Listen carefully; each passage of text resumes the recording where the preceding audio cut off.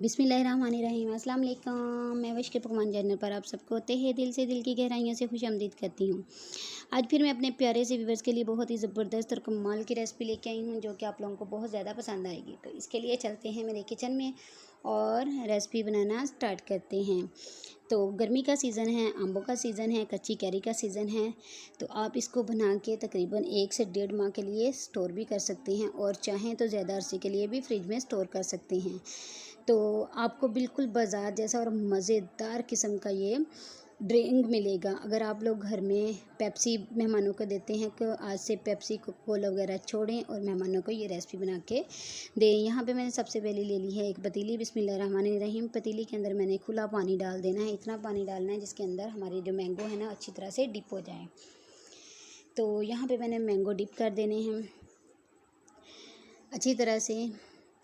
Carry जो है ना मैंने कच्ची ली है, तो कच्ची कैरी के साथ मैं बना रही हूँ। आप चाहें तो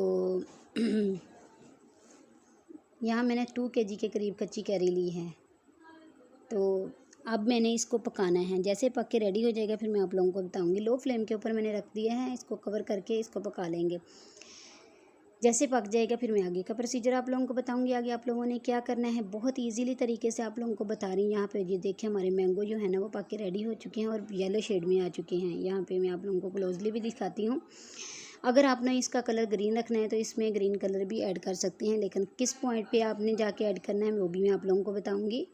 लेकिन इससे पहले आप लोगों को एक और बताऊं कि इसके हमने छिलकों को रिमूव कर लेना है और इसका जो अंदर से गुठली है उसको साइड पे कर देना है और जो बैटर है इसका अंदर वाला उसको हमने साइड पे कर लेना है। पहले इनके निकालने के बाद ये देखिए इस तरह से हम सबसे पहले इसको निकाल लेंगे। निकालने के बाद फिर हम इसका बैटर जो है ना वो रेडी करेंगे।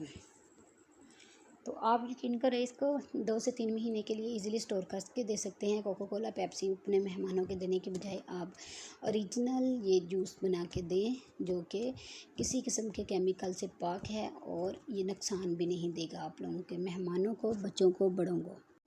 यहाँ पे हमने इनके छिलकों जो है ना वो उनको रिमूव कर दिया। छिलकों को रिमूव करने के बाद अंदर से गुठलियाँ साइड पे कर दी हैं और ये हमारा गुद्दा जो है इसका यानी कि अंदर वाला बैटर जो हमने लिया है वो हमने इस तरह से साइड पे कर दिया है, यानी कि एक प्लेट में ट्रांसफ़र कर लिया।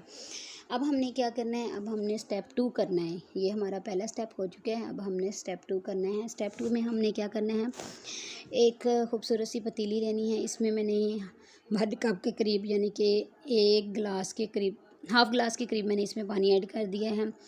अब हमने चीनी ऐड करनी है। 2 किलो के करीब हमारे मैंगो थे और उनकी गुठलियाँ वगैरह सारा कुछ निकालने के बाद 1 किलो के करीब हमारे मैंगो रह चुके हैं। तो 1 किलो ही हमने चीनी ऐड कर देनी है। इस तरह से हमने 1 किलो चीनी इसमें डाल देनी है और 2 टेबलस्पून के करीब काला नमक इसमें शामिल कर देना है। और हमने 1 तार या 2 तार या 3 तार का शीरा नहीं बनाना। जस्ट हमने इसमें चीनी जो है ना वो मेल्ट करनी है। सिर्फ़ और सिर्फ हमने चीनी जो है ना वो मेल्ट करनी है। हमने सिर्फ इतना पकाना है। जैसे चीनी मेल्ट हो जाएगी फिर मैं आप लोगों को बताऊंगी आगे आप लोगों ने क्या करना है। तो ये बहुत ही मज़ेदार किस्म के गर्मी के सीज़न के हिसाब से सबसे बेस्ट रेसिपी है। यहाँ पे ये देखिए काला नमक मैंने 2 टेबलस्पून के करीब इसमें डाल दिया। ये 1 टेबलस्पून चला गया, ये अब 2 टेबलस्पून के करीब हो चुका है। अब हमने चम्मच को हिलाते हुए इसको चीनी को अब्ज़ॉर्ब कर देना है पानी के अंदर। जैसे ये अब्ज़ॉर्ब हो जाएगी फिर मैं आप लोगों को बताऊँगी कि आगे क्या करना है आप लोगों ने। ये देखिए हमारी चीनी अच्छी तरह से मेल्ट हो चुकी है पानी के अंदर। अब हमने जो बैटर था मैंगो का वो इसमें डाल देना है इस तरह से। ये देखिए बिस्मिल्लाहिर्रहमानिर्रहीम, ये हमारा स्टेप 3 हो चुका है। अब हमने इसमें डालने के बाद 2 से 3 मिनट तक इसको पकाना है ताकि चीनी जो है ना इसके अंदर तक अच्छी तरह से, जिसे कहते हैं ना रच बस जाए, मेल्ट हो जाए और इसमें मिठास आ जाए। यानी कि मैंगो के अंदर कच्ची कैरी थी ना वो खट्टी होती है थोड़ी सी, तो इसमें थोड़ा सा मिठास आ जाए। तो यहाँ पे इसको पकने हुए तकरीबन डाल दिया है। अब हमने, लेकिन फ्लेम हमारी जो है ना वो ऑन ही है नीचे से। अब हमने इसको चम्मच की हेल्प से, स्पैचुला की हेल्प से, किसी भी चीज़ से आप लोगों ने इस तरह से मिक्स कर लेना है अच्छी तरह से। यहाँ पे देखें हमने इसको मिक्स कर लिया है अच्छी तरह से। तो यहाँ पे इसको पकते हुए तकरीबन 5 से 10 मिनट हो चुके हैं। वीडियो इस पॉइंट पे ज़रा भी अच्छी लग रही है तो वीडियो को लाइक कर दें, मैं पकवान चैनल को सब्सक्राइब करके साथ में लगे बेल नोटिफिकेशन को प्रेस करके ऑल पे कर दें ताकि हमारी हर आने वाली वीडियो का नोटिफिकेशन फ्री ऑफ कॉस्ट आप लोगों को मिल सके। यहाँ पे मैंने इसमें ब्लेंडर जार जो है ना या ब्लेंडर जग, इसमें मैंने इसको ट्रांसफ़र कर दिया। अब हमने इसको अच्छी तरह से कर लेना है ब्लेंड। तो यहाँ पे हमारा जो है वो अच्छी तरह से बैटर जो है ना वो ब्लेंड हो चुका है। अब हमने इसको उसी पतीली के अंदर ट्रांसफ़र कर देना है इस तरह से।